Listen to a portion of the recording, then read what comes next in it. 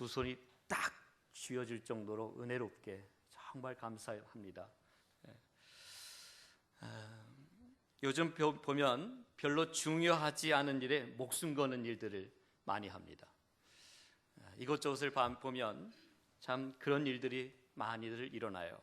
반면에 생명을 걸 정도로 중요한 일인데도 거기에 자신의 삶을 들이지 못하는 사람도 많이 있습니다. 지혜로운 사람이라면 아마 이것을 잘 구별할 줄 알아야 되겠지요. 무엇에 삶을 헌신할 것인가, 무엇을 위해 살며 무엇을 위해 죽을 것인가.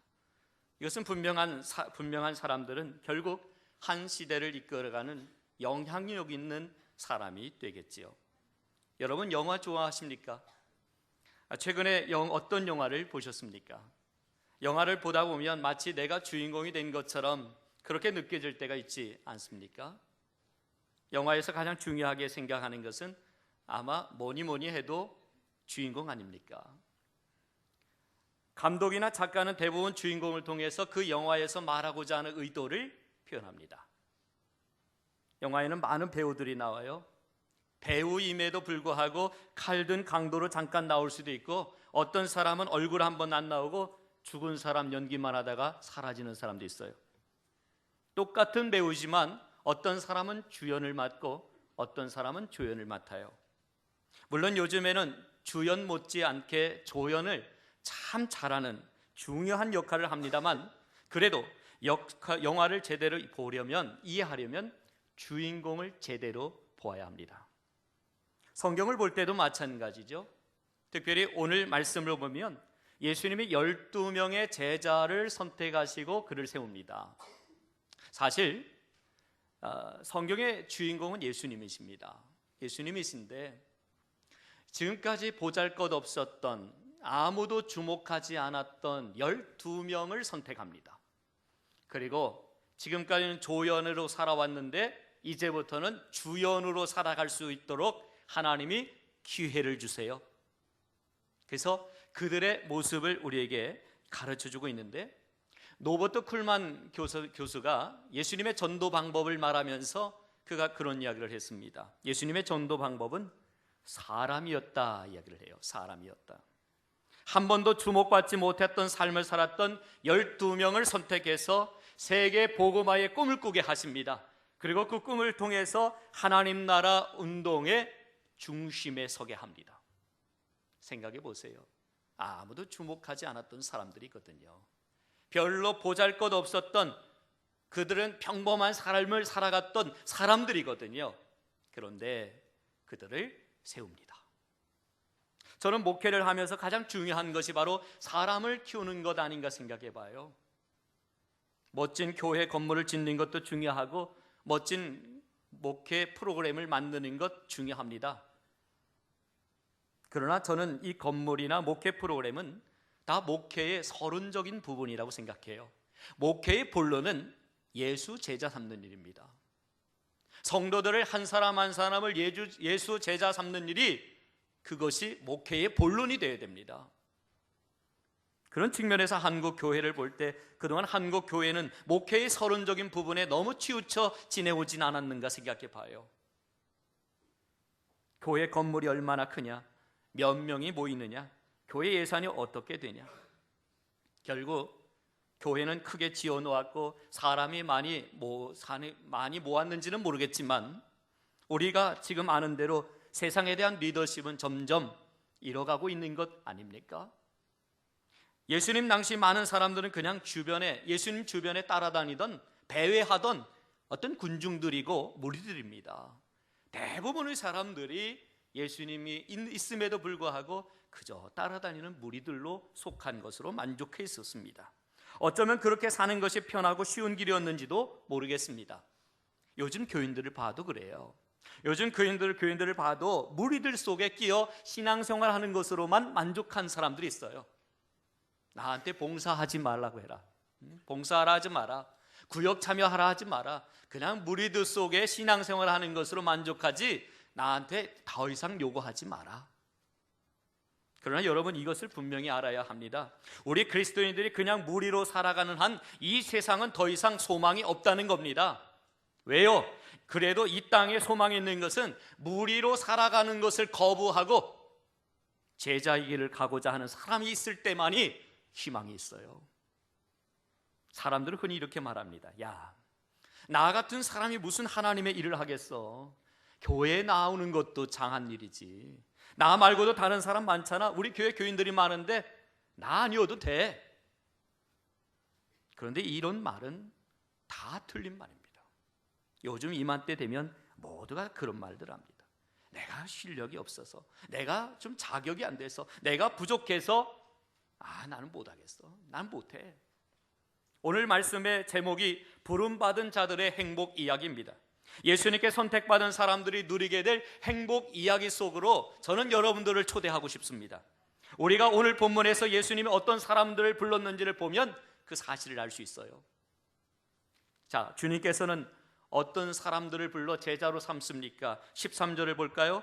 또 산에 오르사 자기가 원하는 자들을 부르시니 나 온지라 이야기합니다.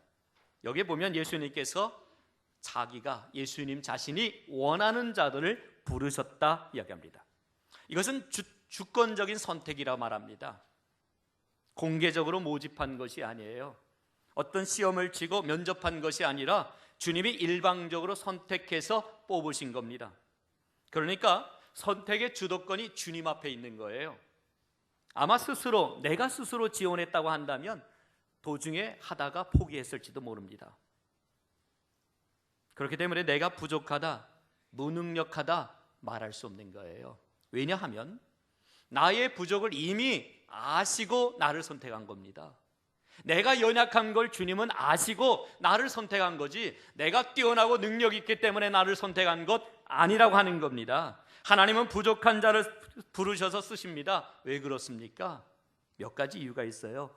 고린도전서 1장 29절의 말씀에 보면 아무 육체라도 자랑치 못하게 하려 함이다 말합니다. 하나님이 가장 싫어하는 것이 있어요. 뭐요? 자기 자랑하는 거예요. 부족한 사람은 자기 자랑 못해요. 왜요? 부족함이 있기 때문에 그래요.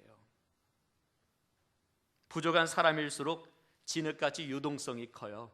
유동성이 크다는 것은 배우려는 열정이 많다는 겁니다. 배우려는 열정이 많다는 얘기는 다른 말로 변화의 가능성이 크다는 이야기입니다. 그렇지 않습니까? 이미 다 갖춘 사람은, 이미 다 가지고 있는 사람은 더 이상 갖는 것도 더 어렵습니다. 그런데 처음부터 아무것도 가지고 있지 않은 부족한 사람은 앞으로 바뀔 가능성은 더 큽니다. 여러분, 주님이 우리 부른 제자들이 어떤 사람들입니까? 우리 생각에는 그래도 예수님의 제자라고 한다면, 그래도 예수님의 제자 12명에 뽑힌다고 한다면 실력 있어야 되죠. 대단한 사람이어야 되죠. 그런데 주님은 그런 사람을 찾지 아니하고 어디서나 볼 수 있는 평범한 사람들, 주목받지 못했던 그런 평범한 사람들을 선택합니다. 오늘 본문 16절 이하에 나오는 12명의 사람들은 당시의 사회로 볼 때 별로 인정받지 못했던 사람들이에요. 어디 내세울 만한 것 없는 사람들입니다. 여러분 생각해 보세요. 예수님 주변에는 수많은 군중들이 항상 따라다녔습니다. 수많은 무리들이 항상 주변에는 있었습니다. 그렇다면 잠시만 생각하고 그들을 살펴보아도 정말 훌륭하고 똑똑한 사람 찾으려면 왜 못 찾겠습니까? 예수님이 일하려 하실 때 그래도 지혜롭고 똑똑한 사람을 선택하면 보다 더 효과적으로 일을 할 수 있겠지요. 그런데 12명의 제자를 뽑는 데 있어서 그렇게 지지리도 못난 사람들을 뽑아서 세웁니다. 다른 이유 없죠. 오직 하나입니다. 그것은 무엇보다도 주님께서는 사람의 능력이나 방법에 의존하지 않았기 때문입니다. 예를 들어서 만약에 최고의 학교를 졸업한 어느 목사님이 교회를 굉장히 성장시켰다고 한번 해봅시다. 그러면 사람들이 뭐라고 합니까? 이야, 확실히 달라. 확실히 좋은 대학 출신들은 뭐가 달라도 달라. 그러면 누가 영광을 받아요? 출신 대학이 영광 받는 거예요. 그런데 주님은 그렇게 안 하시겠다는 거잖아요. 하나님은 볼품없고 모자라는 사람들을 통해서 얼마든지 세계를 변화시킬 수 있는 분입니다. 여러분 같으면 일꾼 뽑는다 할 때 어떤 사람 뽑겠습니까? 능력이지요. 소위 말하는 스펙이 가득한 사람이요, 학력이나 어떤 능력이나 갖출 거 다 갖춘 뭐 이런 거 보겠죠. 출애굽기에 보면 이드로가 모세에게 제안한 일꾼 뽑는 기준을 얘기해요. 하나는 하나님을 두려워해야 하고, 또 하나는 참되고 거짓이 없어야 되고, 또 하나는 불의한 소득을 싫어해야 한다 등등, 뭐 이런 기준들이 있어야 되는 거 아닙니까? 그런데 주님은 어떤 사람을 선택하십니까? 오늘의 교회에 새롭게 부임한 담임 목사님이 계십니다. 우리 하영주 목사님의 하나님의 부름을 받은 이후에 여러 진통을 겪다가 이제 결정이 됐습니다. 이재훈 목사님이 담임 목사님을 결정이 됐는데, 이 목사님은 참 젊은 목사님입니다. 참 젊은 목사님이고 이미 사람들한테 널리 알려져 있는 분도 아닙니다. 그럼에도 불구하고 자신이 담임 목사로 결정이 됐을 때 제일 첫 번째 이 말씀을 하셨어요. 재능보다 충성을 귀히 보시는 주님의 마음을 찬양합니다. 자신의 부족함을 알거든요. 자신은 자신의 부족함을 아는 겸손한 사람이거든요. 그런데 자신이 오늘의 교회의 담임 목회자로 결정됐을 때 그는 제일 첫 번째로 입술을 열어 고백했던 것이 재능보다 충성을 귀히 보시는 주님의 마음을 찬양합니다. 부천의 미속교회 맹경재 목사님이 계세요. 우리 교회 출신이죠. 참 목회를 참 힘있게 잘하고 있는 목사님입니다. 저와도 이렇게 수시로 연락하고 같이 기도 제목 나누고 하는 분인데, 이 맹 목사님이 같이 함께 동역하던, 개척 초기부터 지금까지 동역했던 나이 많은 여전도사님이 계셨어요. 이 전도사님은 참 어린 시절에 참 어렵게 자랐어요. 그래서 어렵게 초등학교 마치고 서울로 올라와서 열심히 일하면서 공부해가지고 검정고시에 합격합니다. 그리고 나서 부르심에 대한 소명이 있어서 이제 신학교에 들어가요. 조그만 신학교에 들어갑니다. 졸업해서 평일에는 열심히 일해서 이렇게 열심히 일하고, 주일은 전도사로서, 사역자로서 교회에서 봉사를 했습니다. 그런데 마음 가운데 점점 드는 생각이 하나님 앞에 올인했으면 좋겠다, 전임 사역자가 되었으면 좋겠다라는 생각이 들었어요. 그런데 자신에게 가지고 있는 학력이나 뭐 이런 거 보면 어떤 이력서를 이렇게 들여밀 수 있는 교회가 없는 거예요. 그래서 이렇게 기도하는 중에 우연찮게 2만 명이 되는 교회에서 모집 광고, 여전도사님 모집 광고를 보게 됩니다. 근데 그 밑에 눈에 띄게 되는 것은 학력 제한 없음이라는 단어였습니다. 너무 마음에 감동이 되고 마치 자신을 부르는 것처럼 생각이 돼서 교회에 이력서를 써서 냈습니다. 최종적으로 4명이 후보에 올랐는데 공교롭게도 3명은 다 대학원 출신들입니다. 다 자격을 갖춘 사람들이에요. 세상적으로 말할 때 스펙을 갖춘 사람들입니다. 하나도 빠짐없는 사람들인데 자신만 대학원 출신도 아니고 신학교 출신입니다. 부끄럽게 생각했지만 그럼에도 하나님의 뜻이 있겠다 싶어서 결정을 해서 진행을 합니다. 담임 목사님을 만나서 결정이 됐습니다. 다른 사람 다 떨어지고 자신이 되었다는 얘기입니다.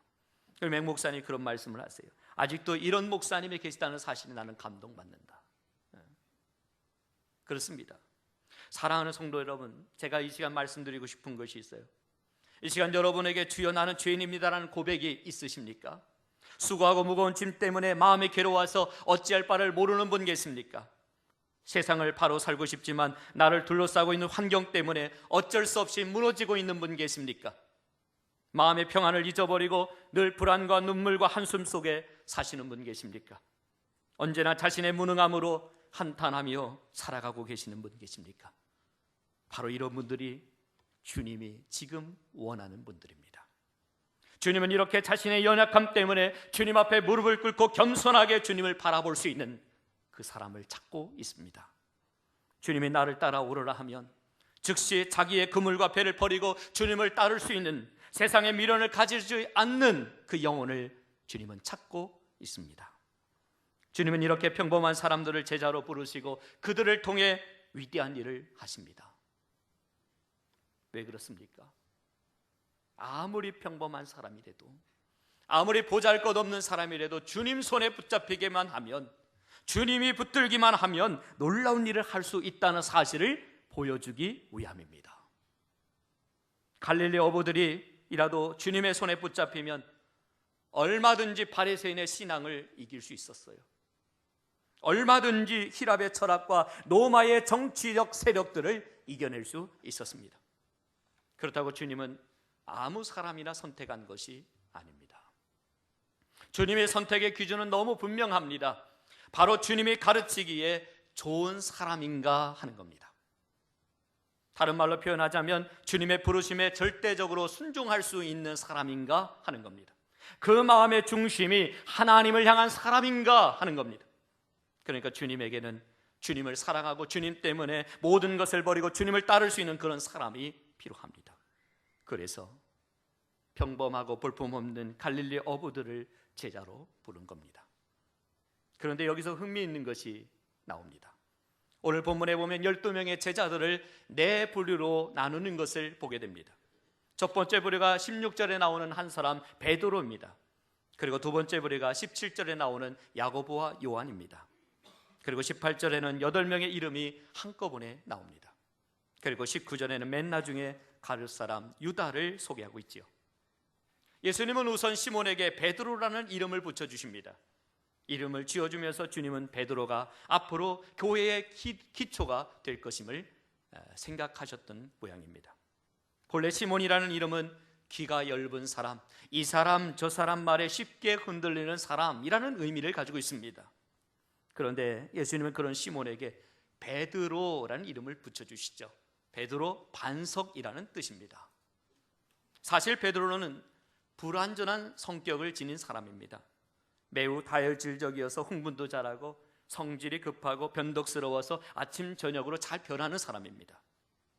그러니까 예수님이 그에게 붙여준 반석의 이미지와는 전혀 다른 모습입니다. 그의 모습 속에서는 전혀 이 반석의 모습을 찾아볼래야 찾아볼 수 없는 사람입니다. 그러나 예수님은 시몬이라는 사람을 변화시켜 이 반석처럼 쓰시겠다고 하는 계획을 품고 계십니다. 다시 말하면 이 이름 속에 이 사람을 향한 주님의 기대가 들어있는 거예요. 그리고 세베대의 아들들에게 보아너게 곧 우레의 아들이라는 별명을 지어주죠.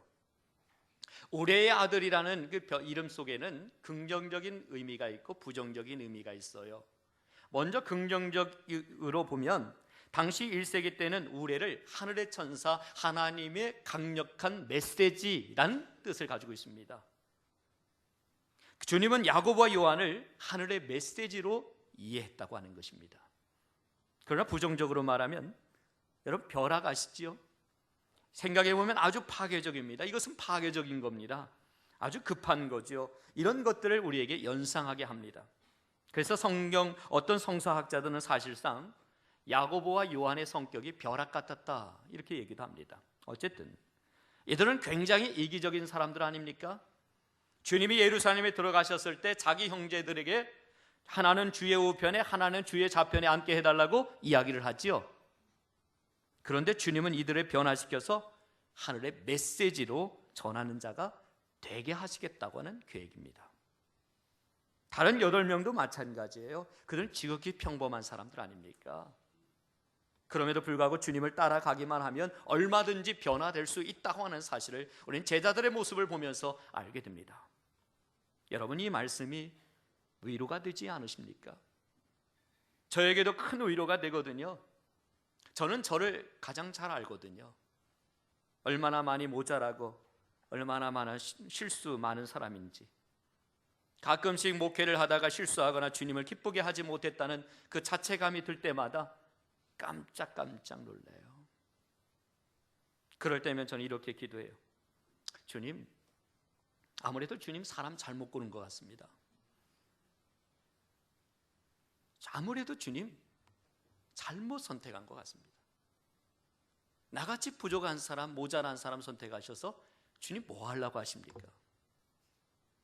정말 탁월한 사람, 정말 실력 있고 능력 있는 사람 세상에 많습니다. 그 사람 선택하면 하나님께서 더 효과적으로 주의 일들 감당할 수 있지 않겠습니까? 근데 왜 저같이 부족한 사람, 모자란 사람을 선택하셨습니까? 늘 그렇게 기도합니다. 그때 주님이 이렇게 말씀하시는 것 같아요. 야, 저 실수 많은 베드로를 봐라. 저 의심 많은 도마를 봐라. 저 벼락 같은 못된 성격을 가진 야고보와 요한을 봐라. 제자들도 다 너와 다를 바 없었단다. 저는 이 말씀이 참 위로가 돼요.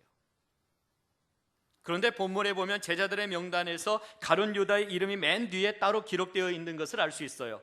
왜 성경은 가룟 유다의 이름을 따로 구별하여 기록됐을까요? 어떤 성경학자는 이렇게 말합니다. 제자들을 분류하면서 다른 제자들은 다 예수님의 부르심을 받고 자신의 약점과 모자람을 다 내어놓고 주님께서 주시는 새로운 성품으로 변화되었는데 유일하게 가룟 유다는 주님에 의해 변화되지 못했기 때문이다. 이렇게 정리합니다. 저는 이 성경학자의 해석을 동의합니다. 우리가 성경을 보면 가룟 유다는 변화되지 못해요. 아니, 정확하게 말하면 자신의 삶과 약점, 자신의 모자람을 예수님께 전적으로 맡겨드리지 못해요. 물론 그는 분명히 다른 제자들에 비해서 똑똑한 사람입니다. 이미 갖출 걸 다 갖춘 사람입니다. 그래서 그가 재정을 도맡아서 관리할 정도로 탁월한 사람입니다. 그런데 그는 한 번도 예수님을 주라고 고백하지 않죠. 그는 늘 언제나 주님을 랍비, 선생으로만 부릅니다. 그것을 보면 그는 자신의 인생을 주님께 전적으로 내어 맡기지 못했다는 사실을 가르쳐 줍니다. 여러분, 내가 예수님을 나의 구주로 고백한다는 것이 우리에게는 참 쉽습니다. 그런데 믿지 않는 분들에게 주님을 고백하러 간다면 이 일이 얼마나 힘든지 몰라요. 여러분들 아시잖아요. 그 결과 그는 결국 스승을 배반하는 실패의 인생을 살게 됩니다. 그렇습니다. 주님의 제자들은 처음에는 모두가 다 모자랐습니다. 그러나 주님을 따르고 순종을 배우면서 주님에 의해 변화되어진 삶을 살아가게 되었습니다. 주님의 생각이 나의 생각이 되고 주님의 사상이 나의 사상이 되고 주님의 목적이 나의 목적이 되었습니다.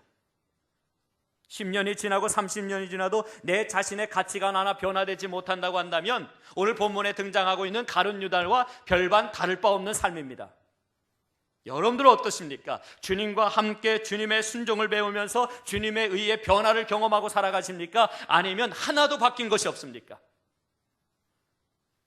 결정적인 차이. 다른 제자들은 초반에는 지극히 평범했지만 주님 만난 이후로 부름받은 자의 행복 이야기가 시작되었습니다. 그러나 가룟 유다는 처음에는 갖출 건 다 갖추고 똑똑했지만 행복하지 못한 결론을 맺습니다. 그렇다고 한다면 예수님께서는 부족한 이들에게 지금 무언가 기대하고 있다고 하는 사실입니다. 무엇을 기대하고 있을까? 그것은 세 가지입니다. 14절과 15절을 함께 읽어보겠습니다. 이에 12를 세우셨으니 이는 자기와 함께 있게 하시고 또 보내사 전도도 하며 귀신을 내쫓는 권능도 가지게 하려 하심이로라. 아멘. 예수님께서 제자들에게 기대하셨던 것 세 가지가 나오고 있어요. 첫째는 바로 자기와 함께 있게 하시려고 이야기합니다. 신앙생활에서 가장 중요한 것은 주님과 함께 있는 거예요. 예수님께서 12명을 불러 제자 삼은 이유가 어떤 그들을 불러서 일을 시키기 위해서 제자를 삼은 것이 아니라 그들과 함께 있으려고 그들을 부른 겁니다. 여기서 자기와 함께 있다라고 하는 것은 소유하다, 붙잡다라는 의미예요. 만왕의 왕이시며 만주해 주신 예수 그리스도께서 나와 함께 계시기를 원하고 있다는 사실입니다. 다시 말하면 저와 여러분을 그분의 사랑의 대상으로 부른다고 하는 사실입니다. 인격적인 교제의 대상, 사귐의 대상으로 부르신 것이죠. 여러분 생각해 보세요. 얼마나 감동적인 일입니까? 얼마나 놀라운 일입니까? 만왕의 왕 만주의 주이신 예수님께서 나와 함께 하기를 원한다는 사실이요. 마태복음 28장 20절에 보라 내가 세상 끝날까지 너희와 항상 함께 있으리라. 마태복음 11장 28절에 수고하고 무거운 짐진 자들아 다 내게로 오라 내가 너희를 쉬게 하리라. 주님과 함께 있는 시간이 쉼을 얻는 시간이요, 주님과 함께 있는 시간이 위로받는 시간이요, 주님과 함께 있는 시간이 새 힘을 얻는 시간입니다. 아멘입니다. 그런데 요즘 우리는 참 많이 바빠요. 가끔 깜짝깜짝 놀랄 때가 있어요. 주님과 함께 있기보다는 일과 함께 있을 때가 많아요. 세상과 함께 있을 때가 많아요. 여러분은 무엇 때문에 그리 바쁘십니까? 주님 떠나서 바쁜 것은 우리 영혼에 별 도움이 되지 않는다는 사실을 기억하십시오. 우리의 삶의 목표는 어떻게 하면 주님과 1분 1초라도 더 함께 있을까 하는 것입니다. 주님과 오래 있으면 있는 만큼 우리의 영은 풍성해집니다. 주님과 함께 오래 있으면 있을수록 우리의 영은 복을 받습니다. 그래서 바울은 고린도전서 1장 9절에서 놀라운 고백을 하지요. 우리를 불러 그 아들 예수 그리스도 우리 주와 더불어 교제하게 하시는 하나님은 미쁘시다 얘기해요. 뭐라고 해요? 미쁘다 이렇게 얘기해요. 자, 미쁘다라는 뜻은 뭡니까? 신실하다, 성실하다라는 뜻입니다. 나같이 불성실한 인간을 불러 교제하고 싶다고 말하는 그 하나님은 얼마나 신실하신지, 얼마나 놀라운 분인지, 얼마나 성실하신 분인지 감격하며 감동하며 고백하고 있는 것이, 이것이 바울의 고백입니다. 여러분, 함께 있게 되면 어떻게 됩니까? 닮게 되지요. 당연하지요. 닮습니다. 주님의 생각과 사상, 주님의 가치관, 주님의 삶의 목적, 아니 아예 주님 자신을 나 자신에게 쏟아 부어 놓습니다. 제자들은 예수님과 교제함으로 그분을 배울 수 있고 예수님과 함께 있음으로 그분을 닮을 수 있어요. 이것이 부름받은 자들의 행복 이야기죠. 여러분, 주님과 함께하는 방법을 우리 삶에 가져와서 적용한다고 한다면 뭐가 있을까요? 예배죠. 말씀과 기도죠. 말씀을 묵상하면서 내 곁에 오셔서 말씀해 주시는 하나님의 음성을 들어요. 하나님 앞에 나아가 기도함으로 주님과 대화를 나눌 수 있잖아요. 진실한 예배자가 되어 주님과의 깊은 교제를 경험하게 됩니다. 사랑하는 여러분, 제자란 주님과 가까이 있는 사람입니다. 얼마만큼 주님과 가까이 있었는가에 따라서 그의 제자됨이 결정되는 겁니다. 주님의 제자들 부르실 때 두 번째 이유는 전도입니다. 주님이 이 땅의 모든 성도들을 복음의 전도자로 부르셨다는 사실을 알고 계셨습니까?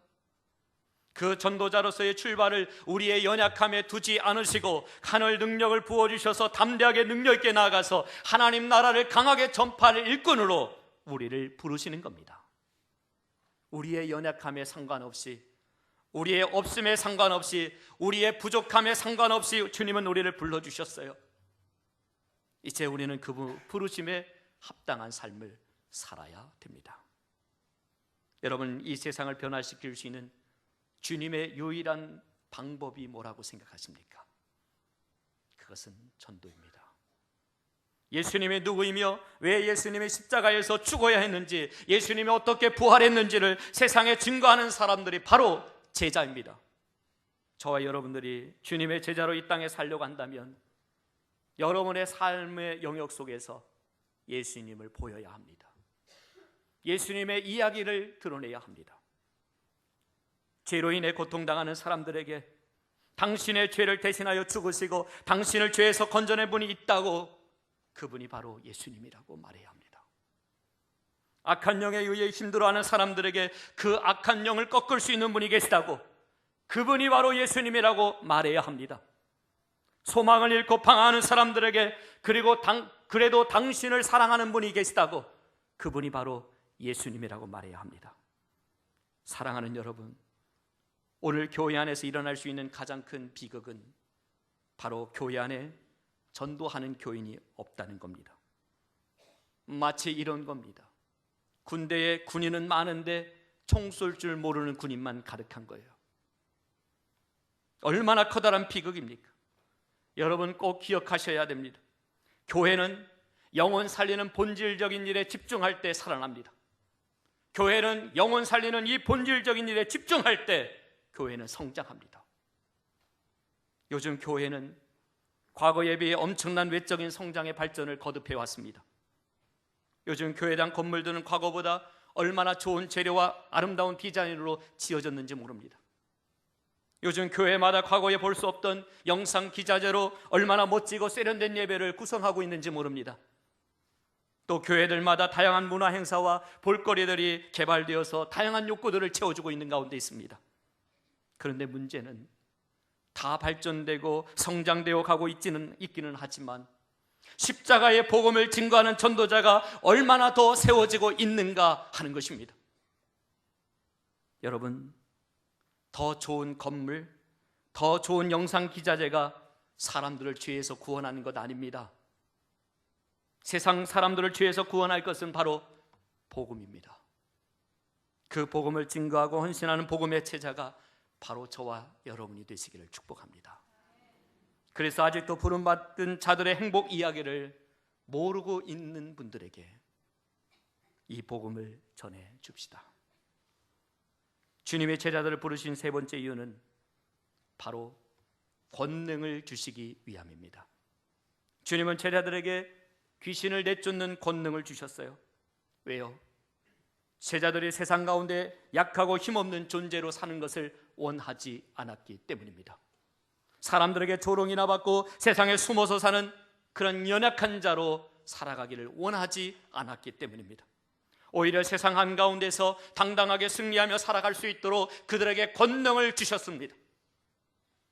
요한복음 16장 33절에 보면 주님께서 제자들에게 너희가 세상에서는 환난을 당하나 담대하라, 내가 세상을 이기었노라라고 격려하시지 않습니까?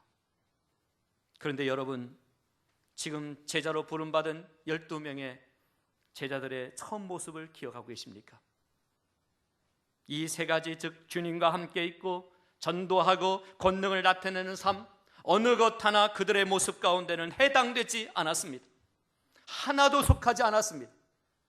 모자람과 부족함과 평범한 그런 인생의 삶이었습니다. 그러나 제자가 된 후에 주님을 따르고 주님을 닮아가면서 그들의 삶은 이 세 가지 바탕 위에 세워졌습니다. 제자들에게 성령이 임하자 가는 곳마다 복음의 증인이 되었습니다. 병든 자들에게 손을 얹어 치료했고 귀신들을 쫓아내는 권능에 나타났습니다. 그야말로 이 세상 한가운데서 하나님의 나라의 운동을 일으키는 주인공이 되었던 사실입니다. 이제 저는 마지막으로 13절 말씀을 다시 한번 보기를 원합니다. 여기에 보면 자기를 원하는 자를 부르시니 나온지라라고 기록되어 있지요. 여기서 부르시니에 해당하는 히라보 프로스 칼레이타이라고 하는 단어인데 원문에는 현재형으로 기록되어 있습니다. 반면에 나온지라에 해당하는 히라보 아펠토는 단순 과거형으로 기록되어 있습니다. 예수님의 부르심을 현재형으로 기록하고 있고 제자들의 응답을 과거형으로 기술하고 있는 겁니다. 무슨 이유일까요? 어떤 의도에서 그렇게 기록했을까요? 히랍 사람들은 역사적인 사실이나 진리를 기록할 때 현재형으로 기록하는 그런 버릇이 있었습니다. 다시 말하면 예수님은 과거의 제자들을 부르셨고 오늘도 우리를 제자로 부르고 있다는 사실을 이야기하고 있는 것입니다. 예수님은 지금 여러분을 제자로 부르고 계십니다. 2차 세계대전이 끝났을 때 프랑스의 스트라스부르크의 도시의 한 교회에 마을의 대표들이 한 곳에 모였습니다. 그 이유는 교회 마당에 있던 예수님 동상이 폭격을 맞아 하필이면 두 팔이 떨어져 나갔기 때문입니다. 그래서 이 일을 어떻게 처리할 것인가 의논하기 위해서 사람들이 모였습니다. 두 팔만 복원시킬 것인가, 아니면 아예 예수님 동상을 다시 새로 만들 것인가. 그러다가 누군가 이런 제안을 했습니다. 폭격 맞아서 두 팔이 없는 그대로 놔두도록 합시다. 대신 거기에 우리 교회를 위해서 이렇게 써넣읍시다. 예수님은 당신과 나의 팔을 필요로 하십니다. 예수님은 당신과 나의 팔을 필요로 하십니다. 참으로 멋진 이야기입니다. 주님은 우리들을 통해서 지금도 일하고자 하십니다. 이 세상에서 주님의 팔이 되고 주님의 손이 될 사람을 지금도 주님은 찾고 계십니다. 질병으로 고통받는 이웃을 위해 찾아가셔서 기도해 주시는 주님의 손이 바로 나의 손이 될 수 있기를 축복합니다. 죄로 고통받고 있는 우리의 이웃들에게 복음을 들고 계시는 그 주님의 손이 바로 나의 손이 될 수 있기를 축복합니다. 주님은 이 목적을 위해서 12 제자를 불러 세우셨습니다.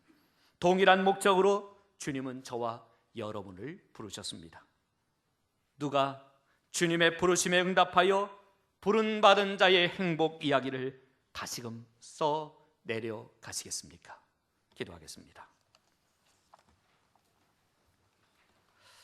사랑하는 주님, 감사합니다.